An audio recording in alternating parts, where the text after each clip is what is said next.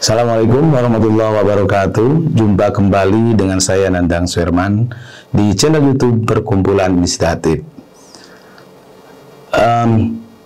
Teman-teman, kita ingin melanjutkan obrolan seputar anggaran daerah.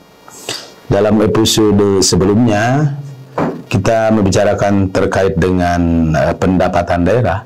Nah, pada kesempatan ini kita akan lebih menggali di sisi belanjanya.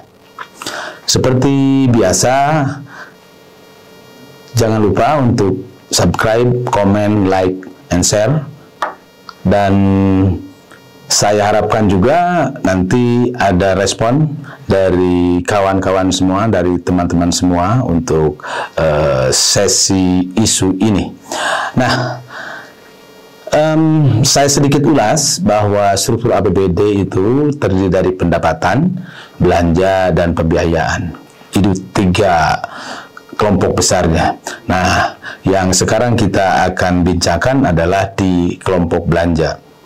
Tapi sepintas saja, sebagai highlightnya, ada beberapa istilah juga di APBD atau di anggaran negara itu ada istilah defisit dan surplus.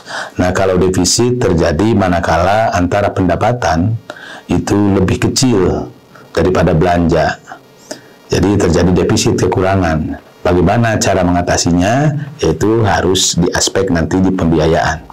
Kalau pendapatannya lebih besar daripada belanja, akan terjadi surplus, sisa, dan itu bisa ditabung, disimpan di sisi pembiayaan juga. Nah, di aspek belanja, kita ada regulasi baru, bukan ada ini, regulasi baru yang sedikit berbeda dengan dengan regulasi sebelumnya tentang struktur di belanja. Kalau dulu kita sudah biasa ada istilah belanja rutin dan belanja pembangunan, itu zaman periode lama, di zaman dulu, zaman Orde Baru lah gitu. Setelah kesininya ada belanja langsung dan belanja tidak langsung. Dan belanja langsung yang disebut dengan belanja publik, yang tidak langsung disebut belanja yang sederhana untuk aparatur gitu ya. Nah, sekarang itu istilahnya ada perubahan sedikit. Di belanja daerah itu terdiri dari belanja operasi, ada belanja modal, dan belanja tidak terduga. Dan ada juga nanti belanja transfer. Ya, kalau di tingkat belanjanya itu ada 4 kategori itu.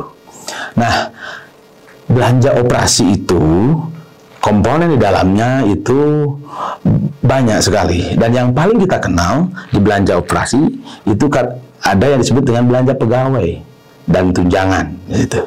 Nah, dan ini kalau lihat dari struktur APBD secara umum, di belanja operasi ini sebagian besar memang untuk belanja pegawai. Nah, selain belanja pegawai, ada juga di situ belanja kategorinya berupa barang dan jasa. Berupa barang dan jasa di belanja operasi itu. Ada juga yang sering kita dengar dan akrab itu bansos, bantuan sosial. Apalagi kemarin waktu zaman COVID, kita banyak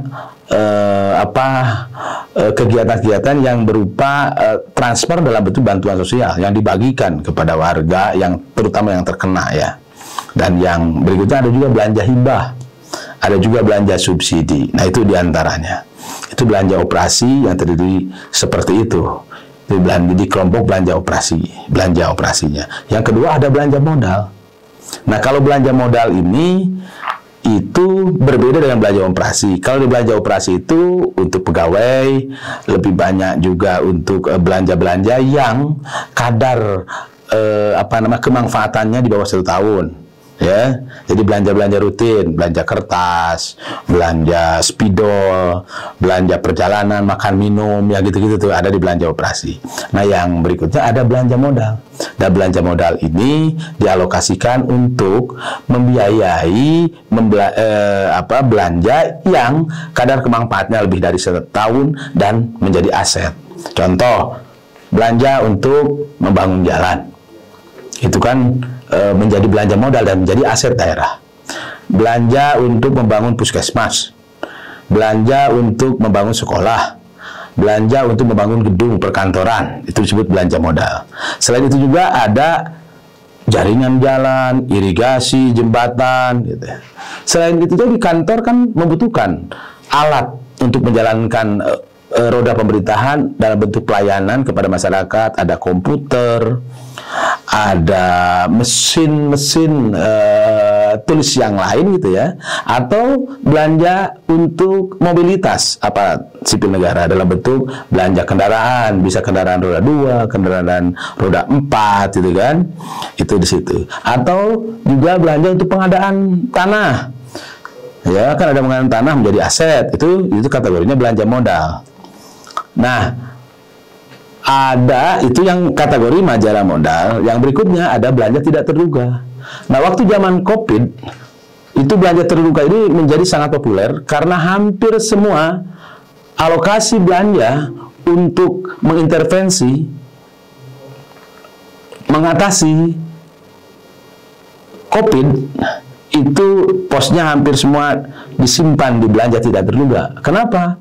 Karena memang belanja terduga fungsinya untuk membiayai kegiatan yang tidak bisa diduga, tidak bisa direncanakan. Kalau terjadi bencana kan tidak direncanakan tuh, maka disimpan di situ. Di COVID juga kan gitu, tidak bisa direncanakan, tahu-tahu menjadi sebuah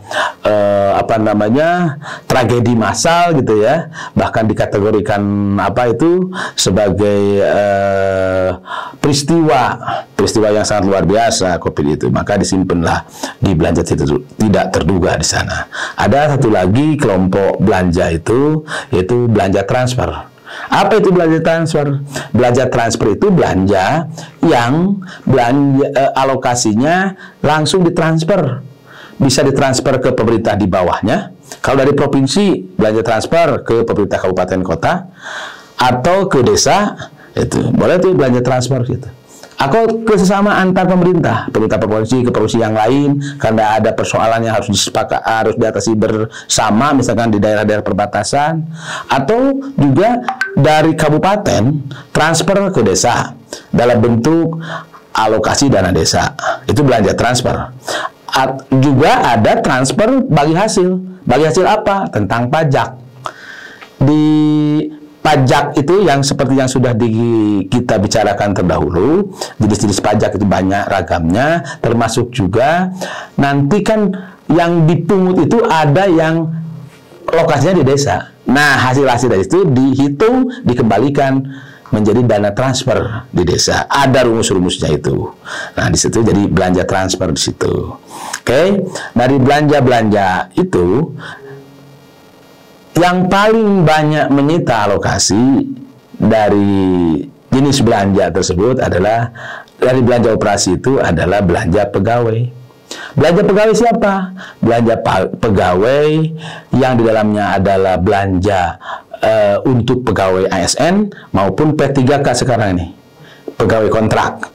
Termasuk juga belanja pegawai untuk aktor-aktor politik. Ada buat bupati, buat wakil bupati, buat kepala wali kota, wakil wali kota. Itu kategorinya. Ada belanja pegawai untuk yang di rumah sakit, ya kan, di sarana kesehatan, atau di PDAM. Itu ada di situ. Belanja pegawai. Belanja pegawai juga untuk DPRD. Jangan lupa untuk DPRD, wakil kita di provinsi, kalau di Jawa Barat ada 100 jumlahnya, 106 kalau di Jawa Barat, daerah lain ada yang 100, tergantung dari jumlah penduduknya. Di kabupaten kota ada yang paling sedikit 20 anggota dewan, itu paling maksimal 50. Nah, itu dikategorikan. Dari mana itu posnya? Ya di belanja pegawai di sana. Ada lagi tunjangan. Selain gaji pokok ada tunjangan, dan tunjangan ini sangat banyak ragamnya. Di tunjangan ASN ini, begitu juga di tunjangan buat wakil rakyat di DPRD, itu kan banyak juga, untuk kepala daerah dan tunjangan-tunjangan yang lain. Untuk tunjangan guru kan ada juga tuh, tunjangan sertifikasi guru juga ada istilah tambahan penghasilan, TPP. Nah, kalau yang tadi belanja gaji, belanja pegawai itu sumbernya dari dana transfer dari pusat. Dan karena pegawai di kita kan ASN, aparatus sipil negara, sama seluruh Indonesia. Gaji pokoknya sesuai dengan golongan. sesuai dengan eselon, gitu ya. Ada itu secara gaji pokoknya. Tetapi kalau termasuk tunjangan keluarga itu jadi dari nasional. Tetapi kalau tunjangan penghasilan, tambahan penghasilan, nah itu diserahkan kepada daerah masing-masing. Nah itu kebijakannya kepala daerah, sehingga antar tiap daerah, kabupaten kota bisa beda-beda. Bisa beda-beda tergantung dari kesepakatan antara DPRD dengan kepala daerahnya di situ besarannya. Jadi jangan heran kalau nanti punya tetangga atau punya menantu atau punya mertua, yang satu misalkan di kota X, yang satu lagi di kota Y, itu yang notabene kok sama statusnya sebagai ASN, golongannya sama, tapi kok pendapatnya bisa beda. Nah, yang membedakan adalah yang itu, tunjangan penghasilan, yang itu menjadi wewenang kepala daerah. Apalagi sekarang dengan adanya kebijakan yang untuk lebih fokus memberikan pelayanan. Nah, belanja pegawai ini itu kan diatur dalam Undang-Undang Nomor 1 Tahun 2022 Hubungan Keuangan Pusat dan Daerah. Belanja pegawai itu maksimal nih 30%. Karena apa? Karena selama ini kritik yang berkembang, termasuk kritik dari publik, ternyata belanja kita lebih banyak disedot untuk kepentingan di aparaturnya, terutama di belanja pegawai. Nah, sekarang Undang-Undang Nomor 1 Tahun 2022 yang nanti akan diberlakukan, yang akan nanti diberlakukan secara bertahap dan maksimal nanti harus berlaku efektif 5 tahun, belanja pegawai itu maksimal harus 30%. Sekarang kalau yang saya tahu umumnya itu di atas 40%, bahkan ada yang 50% alokasi belanja untuk pegawai. Nah, belanja pegawai menurut undang-undang itu, belanja pegawai yang tadi itu dikurangi, tidak termasuk belanja untuk tunjangan guru, ya, untuk guru itu dikeluarkan. Itu. Nah, selain itu, selain tadi pegawai, ada belanja barang dan jasa. Jadi jenis barang dan ada juga jasa.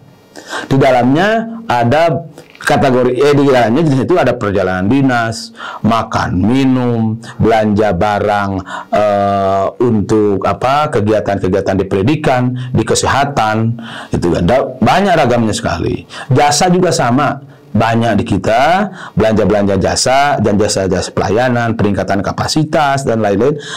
Ada juga belanja pemeliharaan infrastruktur. Kita kan sudah sudah sangat biasa kalau membangun itu relatif lebih mudah kalau ada duitnya. Tapi yang sering lupa itu adalah pemeliharaannya. Maka di undang-undang yang itu, Undang-Undang Nomor 1 Tahun 2022 juga diberikan batasan.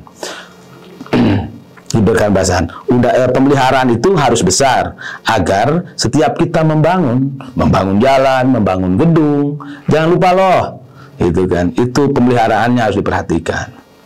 Setelah itu di belanja operasi itu ada belanja untuk subsidi.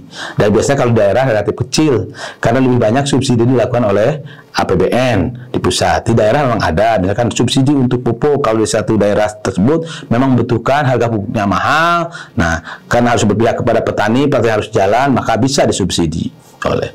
Nah, yang sering menjadi bermasalah di kita adalah belanja hibah. Hibah itu ada dua, hibah kepada organisasi masyarakat, ada hibah kepada partai politik. Kalau belanja hibah kepada partai politik itu ada aturannya. Nah, yang sering dijadikan alat nego dan dijadikan alat kepentingan politik itu hibah-hibah kepada organisasi masyarakat. Yang seringkali itu ditenggarai, di situ itu agak kurang fairness. Kalau organisasi yang mendukung secara politik kepada misalnya kepala daerah yang kebetulan menang dalam event pilkadanya itu mendapatkan alokasi yang besar. Nah, itu bisa juga ditenggarai sebagai utang budi lah, utang budi politik seperti itu. Nah, di belanja hibah ini kalau menurut regulasi itu hibah dibolehkan, tetapi setelah terpenuhi semua belanja-belanja untuk pemenuhan kewajiban kepada masyarakatnya. Kewajiban apa? Pemenuhan hak-hak dasar warganya. Apa itu hak dasarnya? Dia harus penuhi dulu untuk kebutuhan pendidikannya, untuk kebutuhan kesehatannya, untuk kebutuhan infrastrukturnya, jalan, irigasi. Idealnya itu harus dipenuhi dulu. Kalau ada sisa, baru di situ. Tetapi prakteknya hari ini, bahkan ada daerah kalau Jawa Barat tuh lebih besar hibahnya daripada untuk belanja modal untuk membangun jalan. Nah, yang seperti itu kurang fair. Makanya dalam konteks hibah ini, masyarakat harus awas, harus melakukan kritik. Termasuk juga mendorong DPRD untuk melakukan kontrol yang lebih ketat agar belanjanya itu tepat sasaran. Nah, belanja hibah ini. Ada lagi selain belanja hibah, apalagi nih belanja hibah menjelang pilkada, ada hibah tuh, hibah kepada KPU agar penyelenggaraan pilkadanya sukses. Nah, harus disupport karena tidak semua kepentingan atau kebutuhan untuk event politik kayak pilkada, termasuk pileg, semua dialokasikan di APBN. Ada juga yang diserahkan kepada daerahnya. Selain hibah, ada satu lagi yang sudah terkenal dengan kita, bansos, belanja bantuan sosial. Ini bersifat individual biasanya, dan bansos ini ditujukan memang untuk mengatasi kerawanan sosial, ya, kerawanan sosial yang bersifat individual, atau juga bantuan sosial kepada bidang-bidang keagamaan, itu dibolehkan. Itu di kategorinya di sisi itu. Nah, seperti itu gambaran. Nah, saya akan sekarang mengurai sedikit. Kalau tadi belanja operasi yang tadi seperti itu uraian. Sekarang ada belanja modal. Nah, di belanja modal itu ketentuannya di belanja modal di Undang-Undang Nomor 1 Tahun 2022 itu belanja modal bahasanya itu minimal 40%. Antara disebutnya belanja infrastruktur. Antara alokasi belanja modal plus pemeliharaan harus minimal 40%. Dalam analisa saya, di Jawa Barat dan umumnya di Indonesia, belum ada yang nyampe ke persentase seperti itu. Rata-rata di Jawa Barat di bawah 20%. Jadi masih cukup leluasa, 20% lebih untuk mendorong pemerintah daerah mengalokasikan APBD-nya dalam hal belanja untuk memenuhi kewajiban undang-undang itu. Nah, belanja modal itu apa saja jenisnya? Satu, belanja modal tanah untuk bangunan gedung, ya, untuk irigasi, untuk alat seperti mesin, ya, alat-alat besar, untuk pengerukan, alat-alat angkutan, alat-alat komunikasi, alat rumah tangga. Jangan lupa ya, fasilitas pejabat publik di kita, termasuk kepala daerah, termasuk DPRD, itu di kita cukup luar biasa lah di fasilitas negara. Fasilitas untuk alat rumah tangganya, untuk kebutuhan berasnya dan macam-macamnya itu. Nah, itu ada di sini belanja peralatan. Juga belanja peralatan untuk medis, untuk rumah sakit, untuk membeli alat scan dan macam-macam lah untuk alat kesehatan. Nah, di situ. Ya, itu belanja peralatan mesin. Ada juga belanja-belanja tetap lainnya untuk membiayai WLUD, kebutuhan-kebutuhan apa saja di situ. Jangan lupa untuk perpustakaan juga dibolehkan itu, belanja modal di situ. Nah, yang membedakan antara belanja modal dengan belanja yang tadi barang dan jasa itu dilihat dari sisi kegunaannya. Kalau modal dia kegunaannya lebih dari 1 tahun anggaran dan bisa menjadi aset dan harus menjadi aset. Kalau yang barang dan jasa yang tadi itu habis pakai, seperti makan minum, perjalanan itu kan habis pakai. Nah, struktur APBD di kita hari ini itu lebih banyak memang alokasinya untuk memenuhi belanja-belanja yang non modal, yang habis, ya, belanja-belanja rutin. Maka pemerintah mengeluarkanlah undang-undang di Nomor 1 Tahun 2022 hubungan keuangan pusat dan daerah yang menyatakan belanja pegawai maksimal 30% yang tidak dihitung untuk guru, dan belanja infrastruktur minimal 40%.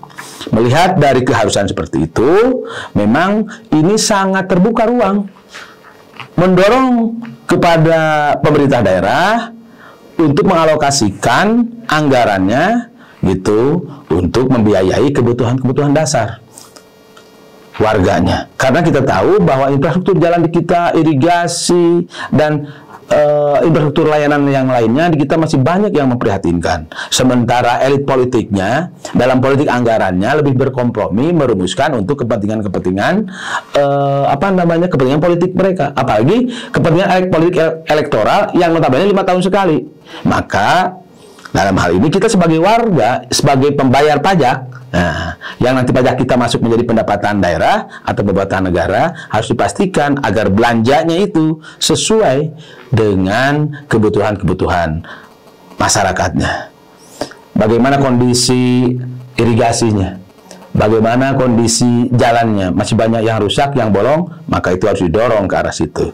Karena kalau lihat data yang kami analisis, itu masih sangat besar ruangnya, rata-rata sekitar 20% lah rata-rata. Kalau sebuah kabupaten sekarang belanjanya sekitar 2 triliun, maka kalau 20% yang bisa didorong sekarang masih kosong itu untuk didorong direalokasi itu sekitar 400 miliar. Di sebuah daerah kalau 400 miliar itu luar biasa, ya. Oleh karena itu, dengan skema yang seperti ini, regulasinya mendesakkan ke situ, maka kita sebagai warga harus cerewet untuk mengkritisi, untuk mendorong agar belanja-belanja ini tepat sasaran dan alokasinya harus mencukupi. Apalagi sekarang ada dorongan, ada keharusan untuk menyukupi pakai standar pelayanan minimum, di mana pelayanan minimum di situ yang harus dipastikan oleh kepala daerah untuk dipenuhi. Dan kalau dia tidak dipenuhi, maka kepala daerah itu akan kena sanksi. Sanksinya apa? Dia bisa di stop dulu, bisa disekolahkan dulu, diambil dulu wewenangnya. Kalau dia jadi kepala daerah dari bupati, di stop dulu jadi bupatinya, wakil bupatinya juga demikian, dan akan disekolahkan, gitu ya. Dia akan disekolahkan selama 3 bulan tuh. Itu di peraturan pemerintah nomor 2 tahun 2018 tentang standar pelayanan minimal. Oke? Oleh karena itu, saya mengajak kepada semua, jangan ragu, kita harus berani tuntut, ya, tuntut dan tekan kritik, ya, para elit kepemimpinan di lokal, di kepala daerah, di DPRD-nya untuk memastikan agar APBD dibelanjakan sesuai regulasi dan tepat sasaran, agar kesejahteraan yang kita harapkan, yang kita idam-idamkan bisa segera tercapai. Barangkali itu yang bisa saya sampaikan. Mudah-mudahan saja kritik, saran, respon dari teman-teman semua di channel ini saya harapkan agar kita bisa memastikan nanti dalam membelanjakan anggarannya di daerah para elit lokal ini sesuai tepat sasaran dan juga sesuai dengan regulasi. Jangan lupa subscribe, like, comment, and share channel ini untuk kemajuan kita bersama. Saya undur diri. Wassalamualaikum warahmatullahi wabarakatuh.